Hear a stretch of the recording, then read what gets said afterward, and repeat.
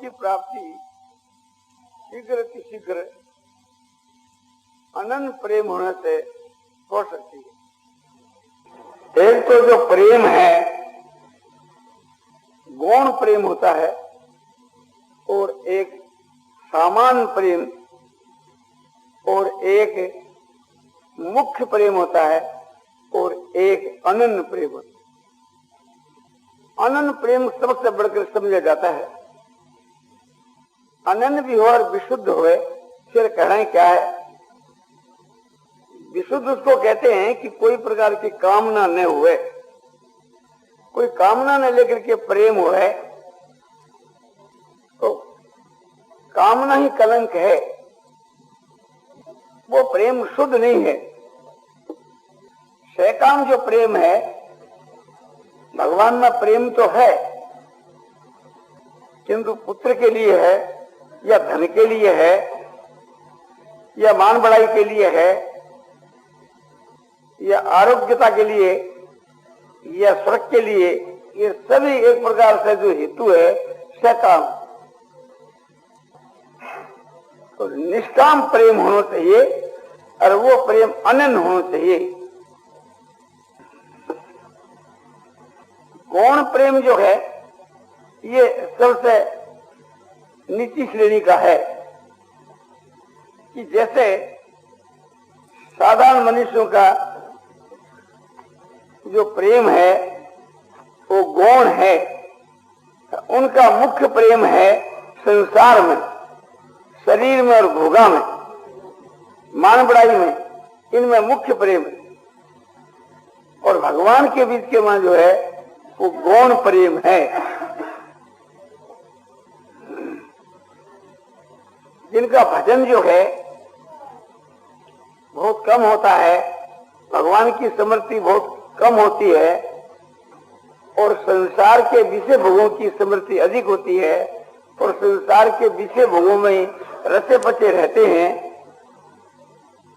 रुपयों की आसक्ति के कारण से धर्म कर्म और भगवान को भी छोड़ बैठते हैं, तो उनका धर्म में और भगवान में गौण प्रेम है। कोई भी संसारिक जरूरी काम होता है तो अपने वो टेम भजन ध्यान में से, संध्या गायत्री में से निकालता है। भगवान का जो नित्यक्रम जो हम लोग करते हैं प्रातः काल सायंकाल, तो सबसे समझो कि संसारिक जो जरूरी काम उसको समझता है और जो कुछ टेम आपने बधाऊ समझी जाती है कि ये नित्यक्रम की और सत्संग और स्वाध्याय की ये फालतू टेम समझते हैं, तो ये आपने वास्तव में तो प्रेम ही नहीं है किंतु गौण प्रेम कहा जा सकता है। जो आपने नित्यकर्म में से जो टेम निकाली जावे और नित्यकर्म की अवहेलना की जावे, उसको गौण समझा जावे, तो वो इसके वहां गौण प्रेम है। और भगवान की स्मृति कोशिश करने के ऊपर भी बहुत कम होती है, तो ये गौण प्रेम है। इस गौण प्रेम से समझो कि कार्य की सिद्धि शीघ्र नहीं होती, इसके लिए बहुत काल लग जाता है, शायद एक जन्म में न भी होवे। और दूसरा जो इससे बढ़कर प्रेम है वो सामान्य प्रेम है। सामान्य प्रेम उसको कहते हैं कि संसार के विषय भोगों में भी प्रेम है और भगवान में भी प्रेम है। दोनों के बीच के मां जिनका प्रेम है, जो ये चाहते हैं कि संसार के विषय भोग कायम रहते हुए भगवान मिले तो मिल सकते हैं। जैसे हम लोगों के वहां बहुत से भाइयों का जो अपने सामान्य प्रेम है, वे आराम भी चाहते हैं और भगवान का दर्शन भी चाहते हैं। यदि कष्ट सह करके भगवान की प्राप्ति हुए तो कष्ट सहना स्वीकार नहीं। तो ये जो है सामान्य प्रेम है। ऐस आराम स्वाद सौखीदी संसार के विषय भोगों के मां एक तरफ प्रेम है और दूसरी तरफ भगवान के भजन में, ध्यान में, सेवा में, सत्संग में, स्वाध्याय में प्रेम है। कोई समय के बीच के मां सत्संग की बात सुनी जाती है तो उस समय में भगवान की तरफ कुछ अधिक प्रेम हो जाता है और संसार के आराम की भोगों की अवहेलना कर देता है, जिसमें थोड़ा वैराग आ जाता है और वो विशेष समय नहीं ठहरता। और जिस समय में संसार के विषय भोगों की तरफ में झोंक हो जाती है तो उस तरफ में टन जाता है। उस समय के बीच के मां ये भगवान के भजन ध्यान में, सत्संग में और स्वाध्याय में प्रेम कम हो जाता है। तो ऐसे हम देखते हैं बहुत से भाइयों का एक समय में बहुत अधिक प्रेम देखने में आया और दूसरे समय में कम हो गया, और बहुतों का पहले कम देखने में आया, दूसरे समय में अधिक हो गया। तो इस प्रकार से थी। कभी एक प्रकार से दसाना बाराना प्रेम भगवान की तरफ हो जावे और संसार की तरफ चाराना ही रह जावे, और कोई वक्त के बीच में संसार की तरफ दसाना बाराना हो जावे और भगवान की तरफ चाराना ख्याल नहीं रह जावे, तो ये दोनों का नहीं एक प्रकार से प्रेम घटता बढ़ता रहे। ये साधारण माने सामान एक प्रकार से प्रेम है। कौन प्रेम से कुछ ये बढ़िया है, पर ये भी कोई प्रशंसा के लायक नहीं। प्रशंसा के लायक जो प्रेम है वो मुख्य प्रेम है। तो संसार के भोगों के मां गौण और परमात्मा के बीच के मां मुख्य प्रेम वाला का ये भाव रहता है कि वह परमात्मा के वास्ते सब कुछ छोड़ने के लिए हर वक्त तैयार रहता है, अपने प्राणों की भी बाजी लगा देता है। और स्त्री पुत्र धन रुपया ये तो चीज ही क्या भगवान के मुकाबले में, इन सबको ठुकरा देता है और जिसके वहां वैराग रहता है,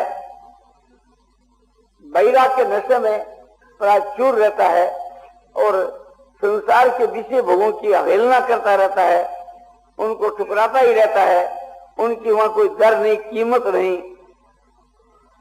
तुलसी हरि की भक्ति में ये पांचों ने सुहाग विषय भोग निद्रा होती जगत प्रीत बहुबात। भगवान के प्रेम में, भगवान की भक्ति के मां उनको ये पांचों बातें अच्छी नहीं लगती। संसार के विषय भोग अच्छे नहीं लगते, निद्रा हंसी ये अच्छे नहीं लगते, और जगत की फालतू बातें अच्छी नहीं लगती, और जगत के मां उसकी स्त्री पुत्र धन इत्यादि में प्रीति नहीं रहती, उसकी बातें भी अच्छी नहीं लगती, और फालतू बातें ये भी अच्छी नहीं लगती। तो ये पांचवी बातें उनको अच्छी नहीं लगती। किसके बीच के वहां संसार से वैराग सा रहता है और भगवान के विरह में व्याकुल रह करके और भगवान के लिए खोज करता रहता है कि भगवान कैसे मिले, क्या करने से भगवान मिले, मैं क्या करूं भगवान के लिए। वो एक प्रकार से भगवान के वास्ते हर वक्त वो कटिबद्ध होकर के तैयार रहता है और भगवान के भजन में उसका मन भी लगता है, प्यारा लगता है भगवान का भजन। भजन ध्यान सेवा सत्संग इतने प्यारे लगते हैं कि उसके इश्क हो जाता है, उनको वो छोड़ नहीं सकता, संसार के पदार्थों को छोड़ सकता है, कुटुंब का त्याग कर सकता है, ऐश्वर्य का त्याग कर सकता है, काम पड़ने के लिए प्राणों का भी त्याग कर सकता है। इन सब चीजों के मां उनकी सत्ता रहते हुए भी इनमें प्रीति नहीं है, जिसके वहां वैराग है। और वो वैराग एक प्रकार से उत्तम वैराग है और परमात्मा के भजन ध्यान के नशे के बीच के मां रहता है। किंतु उसको भजन ध्यान कभी तो करना पड़ता है, कभी अपने आप ही होने लग जाता है, कभी कभी करना पड़ता है और कभी ऐसा होता है कि अपने आप ही अभ्यास होने लग जाता है और भगवान उसको बड़े प्यारे लगते हैं। भगवान का समझो कि जो ध्यान है, भगवान की स्तुति प्रार्थना सुनने के समय में भी खूब प्रिय लगे, कहने के समय में भी प्रिय लगे, मनन करने में भी प्रिय लगे, पुस्तक वाचना भी प्रिय लगे, भगवान की बात एक प्रकार से बहुत ही प्रिय लगे और उसके खूब एक प्रकार से लगन रहती है कि भगवान कैसे मिले, भगवान कैसे मिले। तो इस प्रकार का जिसके ईश ग्रह है तो ये मुख्य प्रेम है। आज का इस कलयुग के बीच के मुख्य प्रेम होने के बाद भगवान की प्राप्ति उसको शीघ्र हो जाती है। उसके राज्य में लगन रहता है, ये उसके धुन रहती है।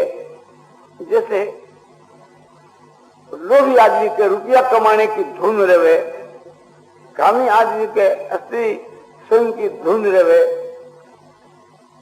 मान बढ़ाई वाला जो पुरुष है वो मान बढ़ाई के लिए एक प्रकार से उसका दास होकर आतुर रहता है, तो उसको ये कोई भी चीज अच्छी नहीं लगती। उसको केवल एक भगवान अच्छे लगते हैं और भगवान के लिए एक प्रकार से वो कभी कभी तो पागल सा हो जाता है, कभी मुग्ध हो जाता है, कभी एक प्रकार से प्रेम के बीच के उन्मन तो ऐसा फिरता है। वो यही समझता है कि भी अपना जो जीवन है ये भजन ध्यान सेवा सत्संग स्वाध्याय संयम इनके में अपना जीवन बिताना और ये उसके मन के अनुकूल प्यारे लगते हैं।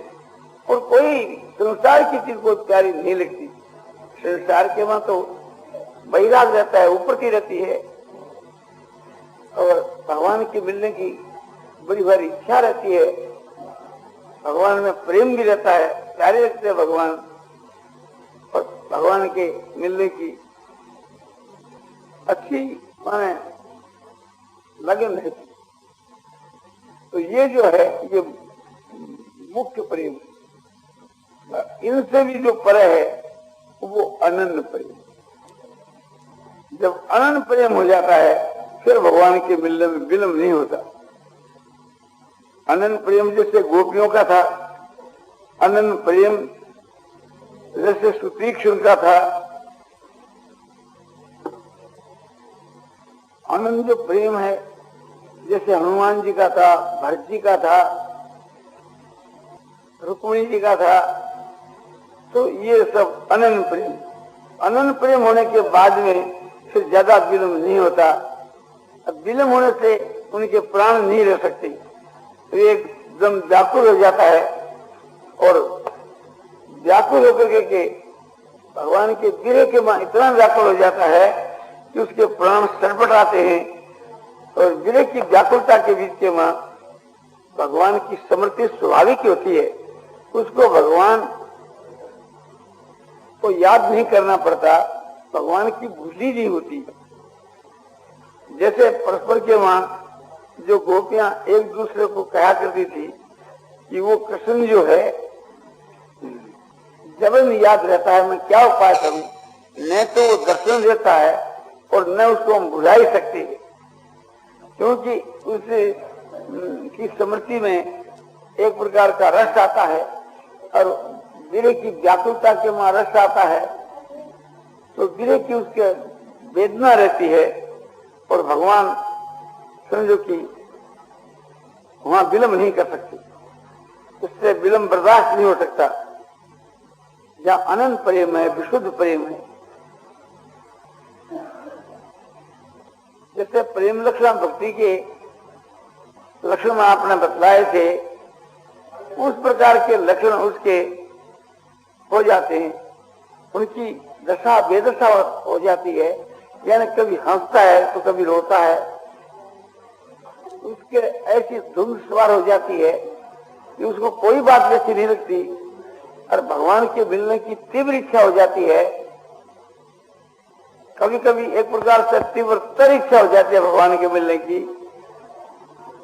और वैराग भी उसके तीव्र हो जाता है और साधन उसका तीव्र हो जाता है, अब प्रेम उसका अनन्य हो जाता है और वो विशुद्ध प्रेम होता है। कोई बात की आकांक्षा नहीं, इच्छा नहीं, उसके जीवन की भी इच्छा नहीं, केवल मात्र एक प्रकार से भगवान का वियोग बर्दाश्त नहीं कर सकता।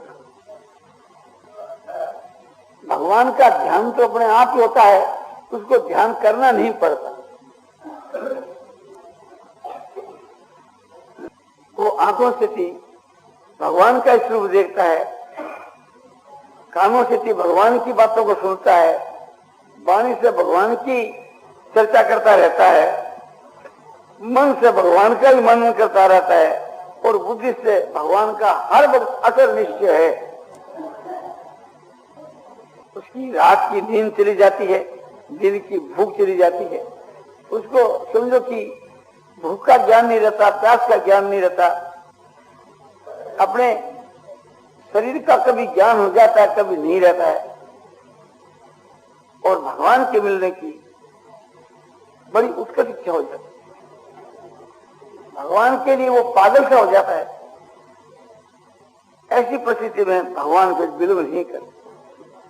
आज का इस घोर कली काल के बीच के मत हो, ऐसी अवस्था के पूर्व भी भगवान मिल जाते हैं, किंतु इस अवस्था में बड़ा आनंद। ये विरह की व्याकुलता का एक अद्भुत अलौकिक आनंद है। ये आनंद संयोग में नहीं है, क्योंकि वियोग के बीच के मां तो भगवान के मिलने की इच्छा रहती है, संयोग होने के बाद वो इच्छा नहीं रहती। वियोग के बीच के मां भगवान की स्मृति स्वाभाविक होती रहती है, और संयोग में भगवान जब मिल ही रहे हैं तो ध्यान की आवश्यकता नहीं रहती, स्मृति की आवश्यकता नहीं रहती, जब भगवान एकदम मौजूद ही हैं। वियोग के वहां विरह की व्याकुलता का जो एक रस है वो वियोग में ही आता है, संयोग में नहीं आता। इस प्रकार की जब भक्ति होती है तो वो भगवान को प्राप्त हो जाता है। भक्ति के मार्ग से जब भगवान को प्राप्त हो जाता है तो उस भगवत प्राप्त पुरुषों के जो लक्षण गीता के वहां बतलाए, गीता की 12वें अध्याय के वहां 13 की श्लोक से थी तो लक्षण से बतलाए गए। कैसे उसके लक्षण होते हैं प्राप्ति के बाद, और प्राप्ति के पूर्व के लक्षण तो मैंने आपको बतलाए। प्रेम लक्षण भक्ति वाले पुरुष के जैसे लक्षण होते हैं ऐसे लक्षण होते हैं। उसके कैसे होते हैं? कन लाज तीन लोक की, न वेद को कहो करे, न शंख भूत प्रेत की, न देव यक्ष ते डरे, सुने न कान और की, दृश्य न और इच्छा, कहे न मुख और बात भक्ति प्रेम लक्षण। न लाज तीन लोक की, उसको अपने लाज और शर्म का ज्ञान नहीं रहता कि वो कैसे बैठना चाहिए, कैसे बोलना चाहिए, कैसे चलना चाहिए, लोग मुझको क्या कहेंगे।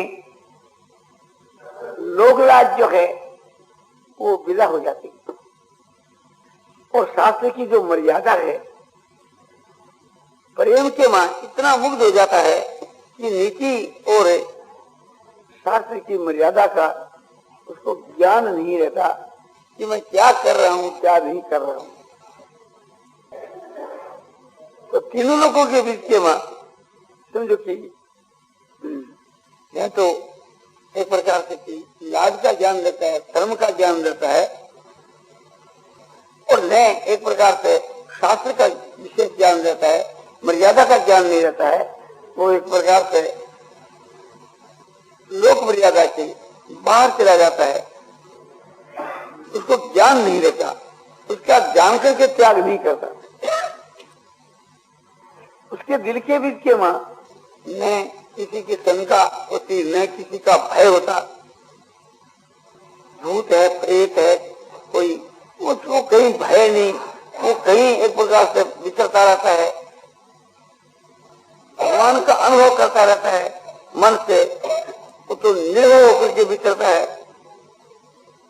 देवता जो है, यक्ष जो है, राक्षस जो है, पिशाच जो है, और भी जितने संसार के बीच के मां भयदायक है, किसी का भी उसको भय नहीं होता। वो निर्भय अवस्था के मां विचरता है, निर्भय होकर के विचरता है। उसको तो भगवान ही भगवान का अनुभव रहता है तो भगवान से क्या भय हुए। उसको तो सिर्फ तो भगवान अपने मन से दिखते हैं, अनुभव से दिखते हैं, प्रत्यक्ष नहीं है। भगवान के मिलने के लिए व्याकुल है, ध्यान भगवान का है और वो बलात्कार से है, ध्यान भूलता ही नहीं, भुलाने से भी उस चीज का उसको ज्ञान ही नहीं देता भगवान के सिवा। किंतु फिर भी भगवान का साक्षात दर्शन नहीं है। जो लोग कहते हैं बकते हैं उसके कानों में आवाज नहीं पूछते, जो समझता ही नहीं है लोग क्या बक रहे हैं। भगवान की बात तो सुनता है और भगवान की बात के साथ दूसरी जो बात है उसके कानों के मां पूछती नहीं, पूछती है तो वो समझता ही नहीं, अवहेलना कर देता है। और उसको समझो कि और कोई बात दिखती भी नहीं, उसके हृदय के बीच के मां भगवान को छोड़ करके और कोई बात की इच्छा भी नहीं रहती, किसी में प्रीति भी नहीं रहती और अपने मुख से थी जो कि तू कहता है भगवान की बात ही कहता रहता है, दूसरी बात नहीं कहता। वो जो कुछ अलापता है तो भगवान के विषय में, भगवान के गुण प्रभाव करता है की बातों के विषय में कभी वर्णन करने लगता है, कभी एक दूर से कहने लगता है, कभी चुप हो जाता है। तो ये सब लक्षण उससे हो जाते। जब भगवान के अनंत प्रेम में मुग्ध हो जाता है तो ऐसी परिस्थिति के वहां भगवान विलंब नहीं कर। उस समय के बीच के वहां रोमांच बार बार होते हैं, आसूपात के होने लगते हैं, हृदय प्रफुल्लित हो जाता है, कंठ डूब जाते हैं, वाणी गदगद हो जाती है और कभी उसकी अवस्था पागल की माफक, कभी उसकी अवस्था बरोड़ की माफक, कभी उसकी अवस्था गुणवंत की माफक, कभी उसकी अवस्था एक विलक्षण हो जाती है क्योंकि उसको अपने आप का होश नहीं, इधर उधर निकलता है और एक धूम रहती है कि भगवान कैसे मिले, भगवान कैसे मिले। अब भगवान के लिए वो सब कुछ त्यागने के लिए तैयार है और भगवान के मिलने के बाद के बीच के बस एक प्रकार से उसकी अवस्था बदल, उसके अवस्था जो है तो बदल जाए। तो उसके कैसे लक्ष्य घटे लगते हैं परमात्मा की प्राप्ति के बाद ये बतलाते हैं। ज्येष्ठा सर्वभूतानां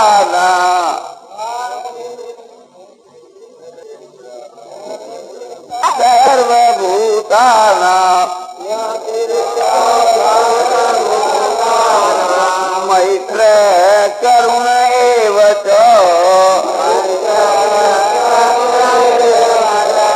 निर्ममो निरहंकार समझो सुख समी।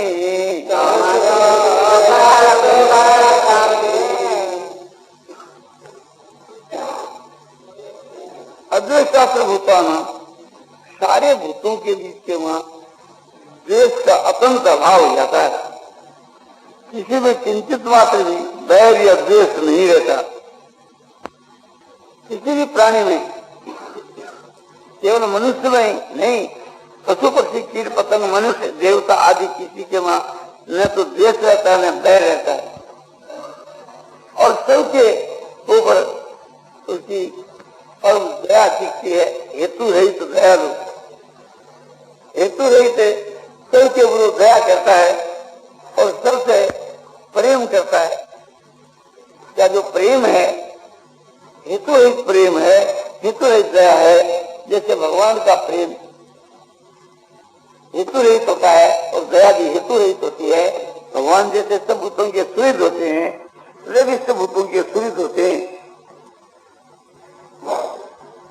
यदि कहो किसके बीच के वहां हेतु रहित बात तो नहीं कही, तो नहीं कही तो क्या है, भाव का लेनी चाहिए।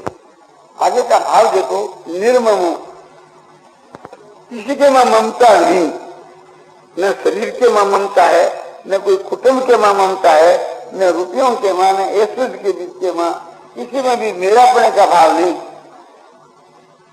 तो जहां ममता को लेकर के प्रेम होता है, दया होती है, वो हेतु रहित दया नहीं, हेतु रहित प्रेम नहीं। जैसे गाय का अपने बच्चे में प्रेम होता है तो वो एक प्रकार से ममता को लेकर के है, मोह को लेकर के है।